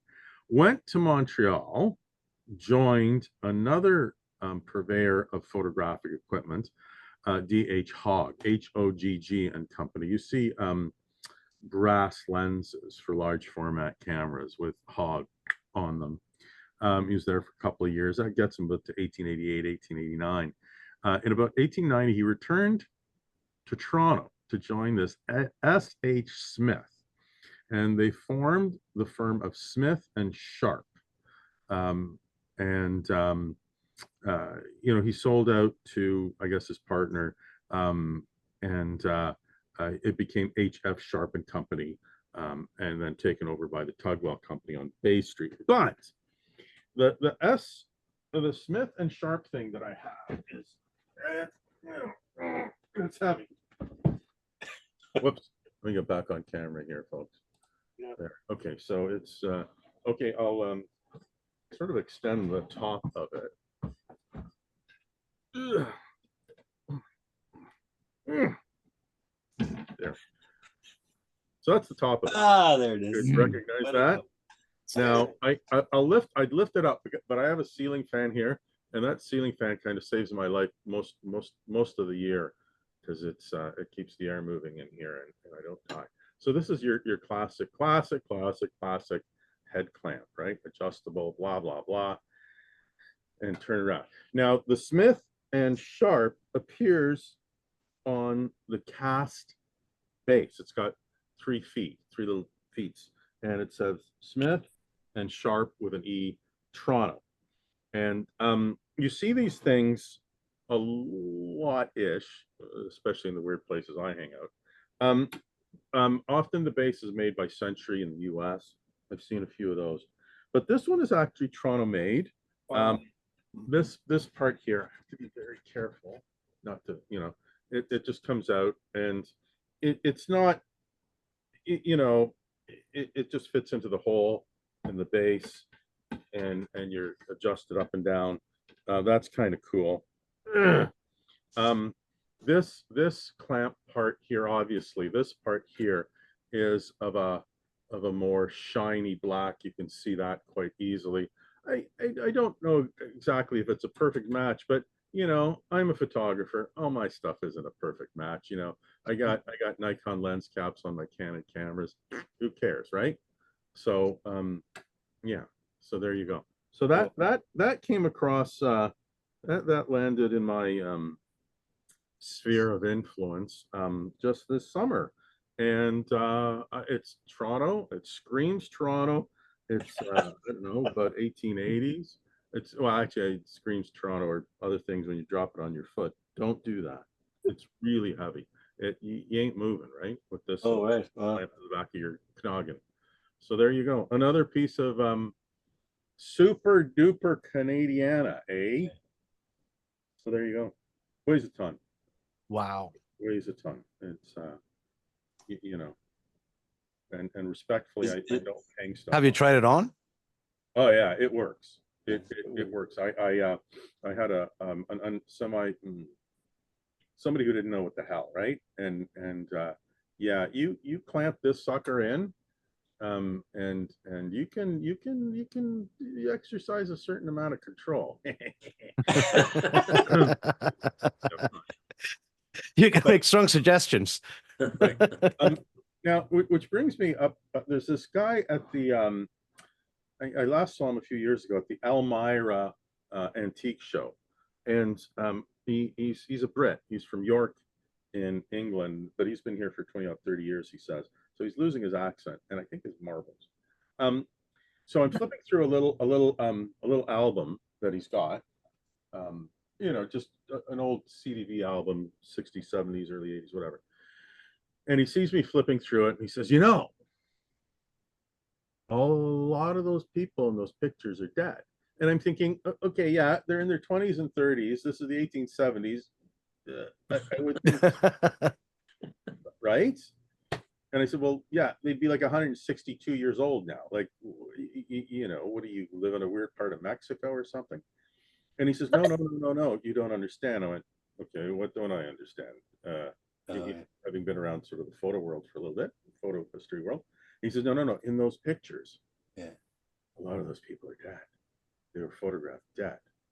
And I'm looking at him, and I'd heard about this guy. He was telling people that people posed standing are dead. Now, this guy is the stuff of legend. I was chatting with a guy in Allentown, Pennsylvania, at one of their postcard shows or antique shows, and that was the topic of discussion. This came up, and I looked at him and I said, "So you're the guy who's spreading that nonsense?" And he says, "What do you mean nonsense?" I said, "Like there's a stand-in behind them holding him up." I said, "The guy's got to weigh, you know, even if he weighs 160 pounds, there's no way Clampy Doodle is going to hold him up." And like he seemed unconvinced. He thought he was right, and I'm like, buddy. So I guess there are some wacky people. I don't know where that whole story comes. I've seen a lot on eBay where they say they're postmortems. Yeah. They don't look dead. They look perfectly alive to me. Anyhow. And they're also standing. How? Yeah. You know what it's like, Erwin, if I sort of turn my back to you and sort of lean back, it would take a lot of oomph on your part to hold me up, let alone silly mechanical little whiz bang like this. I think it's a thing of commerce taking precedence over logic. I mean, people collect postmortems, so if you say something's a postmortem, you're going to get a slightly higher price for it. But it always seemed very unconvincing to me. Most of these, some of them are obviously the case. But in many cases, they're just so obviously alive. There was a film that came out not too long ago, maybe 3-4 years ago, a French film titled Daguerreotype.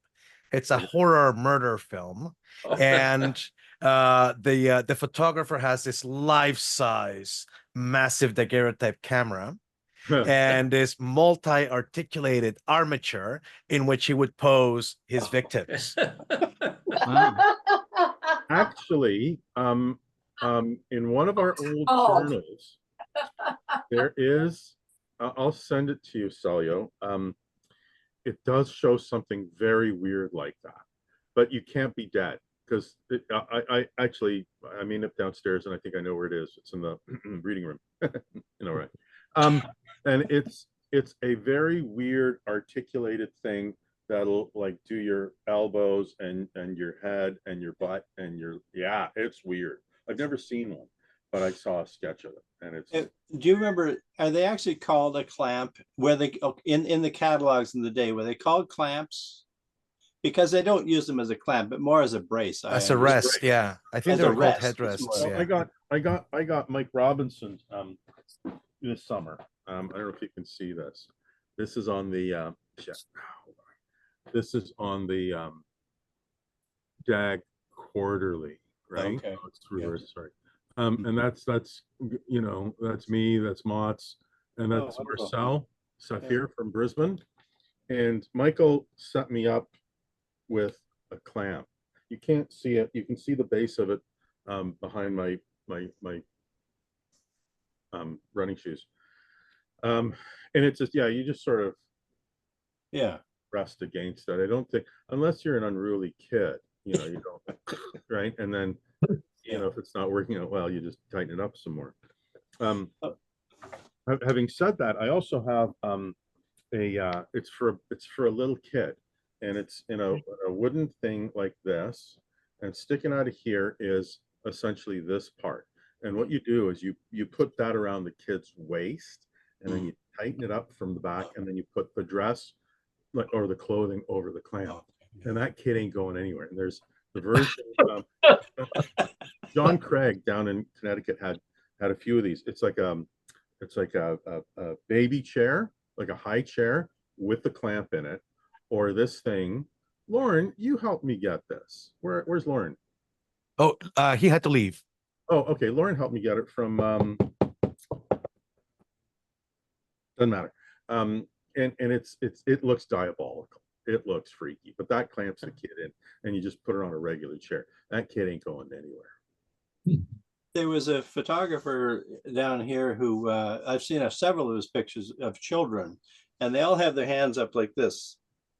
And I think they're doing is they're holding the clamp or the rest behind them, and he's that's how he's getting them to hold their. But it's it's kind of weird, yeah.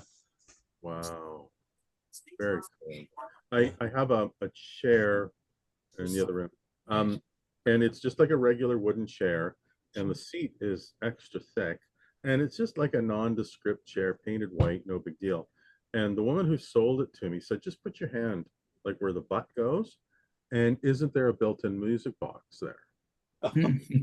So you wind it up and you plunk the kid down. It's sort of a kid chair. And the photographer who's under the hood at this point and sort of focusing and messing around, he knows the kid is sitting as long as the music plays. Kid gets up, music stops. And I guess the idea is as long as the kid sits there, you know, music playing, yay. Cool. You wouldn't have known it. Made in France. Cool thing. Yeah. Anyway, sorry, I monopolized. Forgive. But that was fun. It was fun. All right. Well, you know what? I found the trailer for the film. Apparently, it came out in 2016. And whatchamacallit, at the at TIFF. It was shown at TIFF. So without any further ado, I'd like to share this the official trailer, if I may.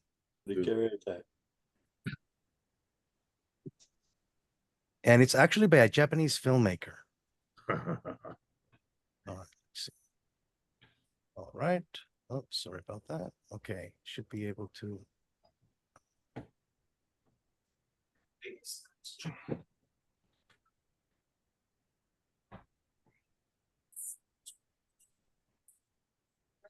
I'm gonna be having a little bit of a hiccup here. Okay. Just give me one second, please. In the meantime, Jerry, I belong to the club. Oh, Wow. I love it. I love it. Is yours a Russian one or a North Yeah, American? it's a Russian one, yeah. You have the Russian one. It's a Russian one. It was, I think I got it on eBay from Russia. Yeah, yeah. That's Krasnogorskaya And how have the results from it been? Okay, not as good. I had a friend from whom I had borrowed a Widelux, which is basically the same principle. And the Widelux is slightly better, but it's solid. I mean, you could probably drive nails through a plank with that. Yeah. All right, I think I am ready here. Okay, guys, ready? Let's enjoy this little clip.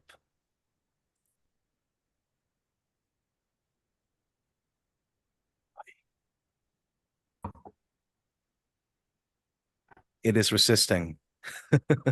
Apologies.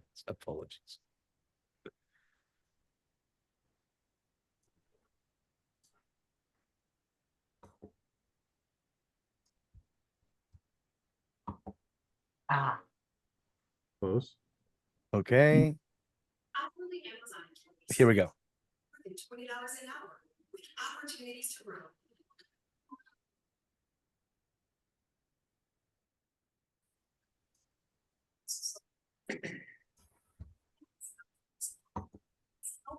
Day one for the whole family.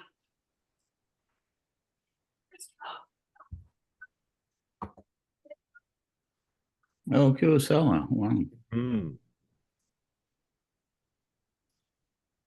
Sublet half its real estate office to a pet shop. There's a smarter way to say it. Comcast Business Mobile. You can save up to an incredible 70% on your wireless bill, so you don't have to compromise. Powering smarter savings, powering possibilities. Switch to Comcast Business Internet and Mobile and find out if the latest 5G phone on us with qualifying trade. Don't wait. Call, click, or visit the Xfinity store today. It's chaos. Oh.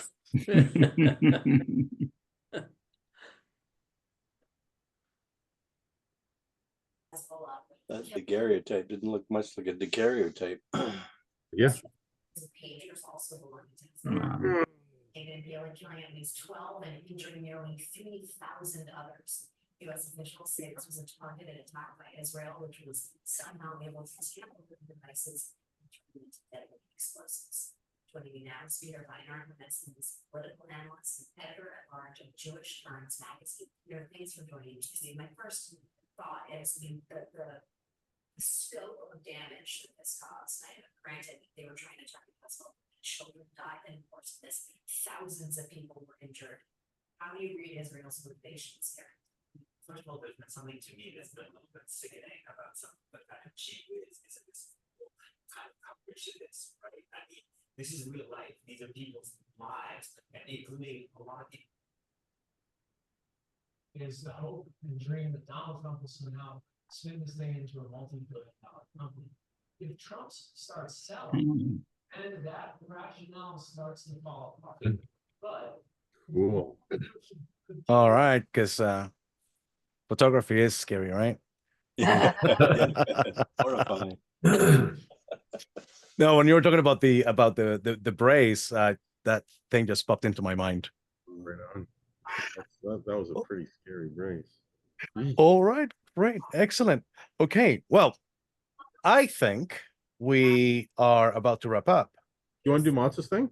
I'll do Motz's thing very, very quick, and I am going to read verbatim from her notes.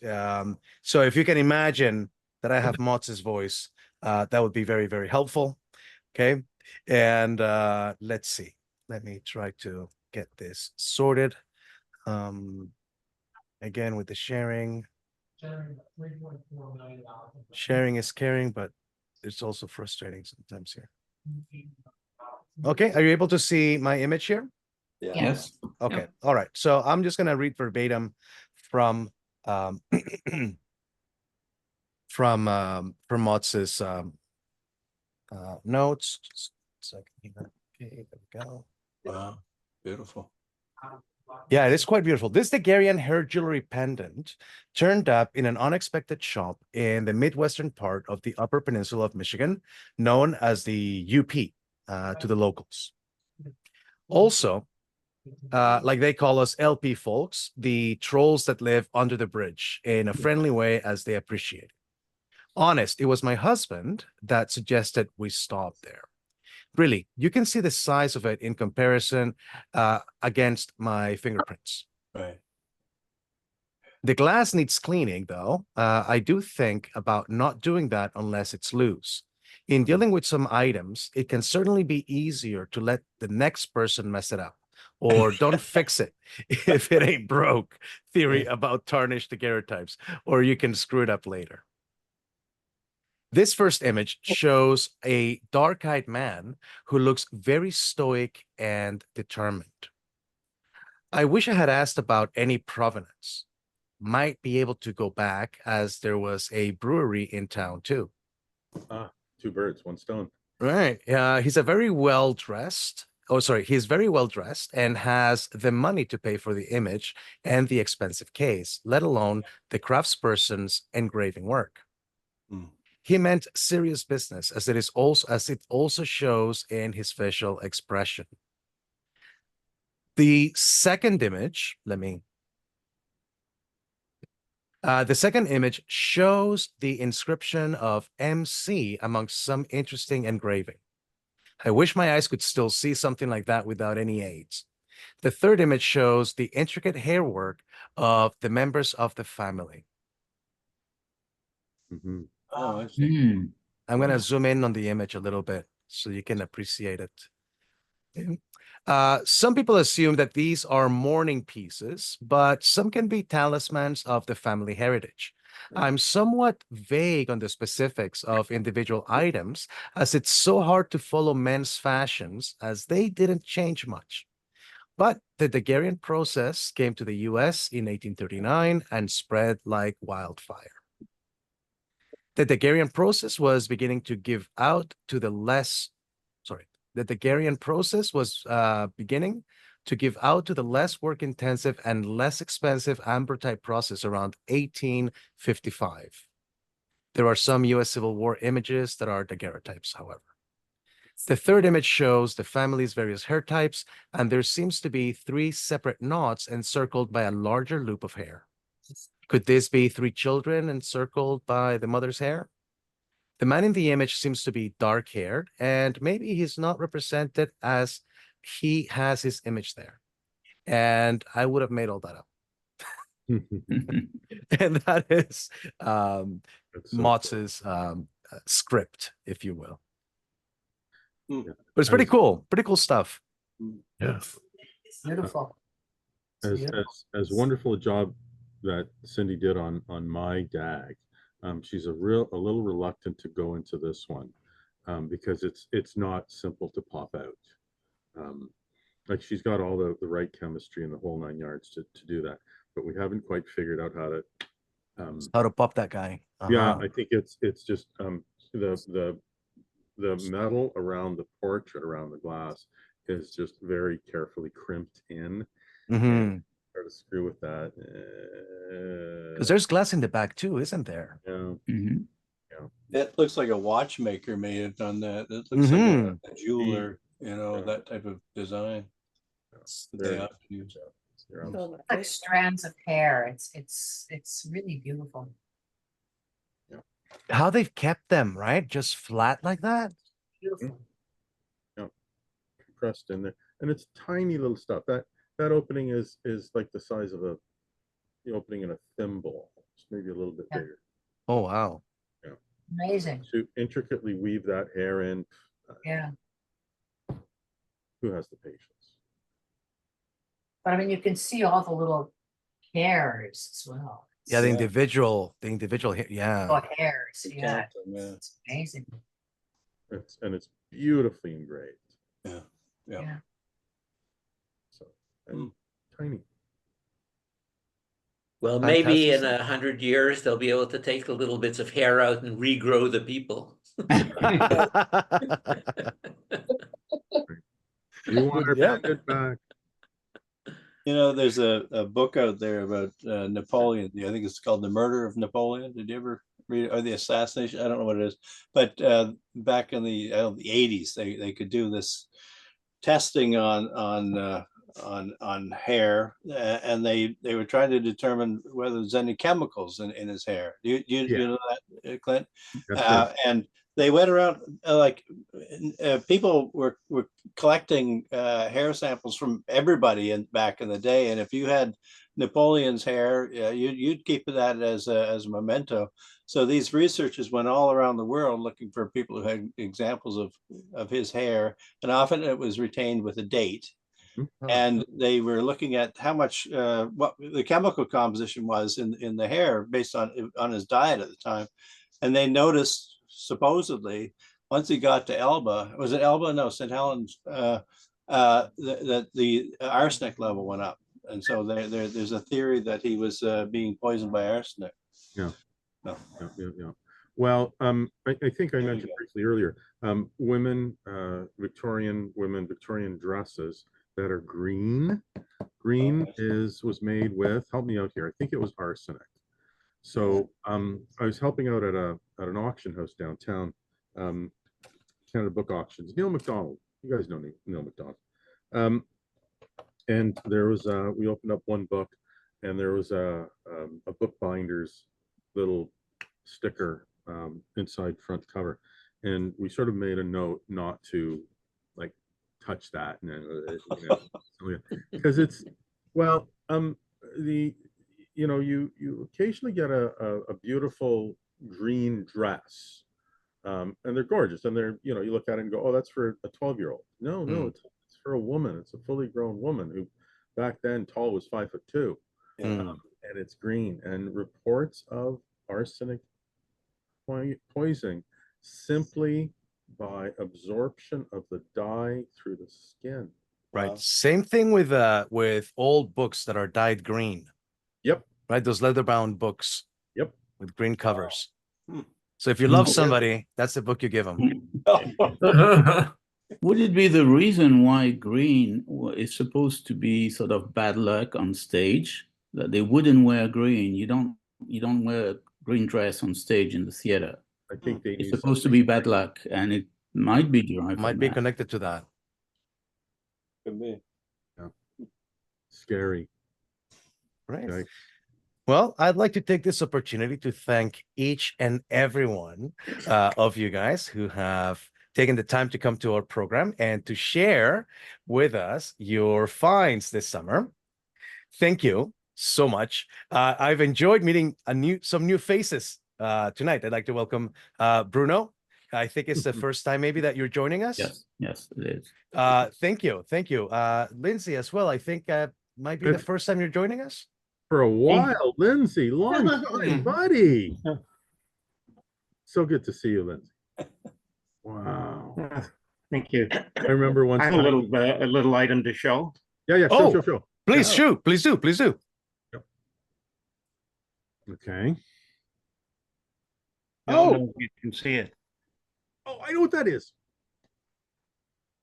Oh, I know what it is. It's a military shoulder patch for a photographer, Canadian. It has the maple leaf above it, and the camera all in gold braid. Oh wow! Oh, how cool! What era? To tell you the truth, I'm not sure, but it's hand on gold braid. Wow, it looks like a bellows camera, doesn't it? A little thing I thought I'd produce. Oh, it's wonderful. You're hired. That's fantastic. Neat. Yeah. Photography corps, huh? Yep. I'm guessing that's Second World War. I don't know. I don't know that we sent photographers in the first. Might be. Good point. Did you ever show it to the people? It might be more likely second, I think. Second into Korean as well, early 50s. Yeah. Okay. Likely. Yeah. Still using the crown. But it's an old school camera, isn't it? With bellows. Bellows. Yeah. How very cool. Lindsay, thank you so much. Where did you find that? To tell you the truth, I don't remember. Lindsay was cleaning up. I think it was just in the flea market somewhere. Yeah. A neat thing. Fantastic. Well, favors the prepared, doesn't it? It does. Yeah. Is there anything else that you'd like to share with us? Anyone? Me? Yeah. Good stuff. No? Are we all good? Okay.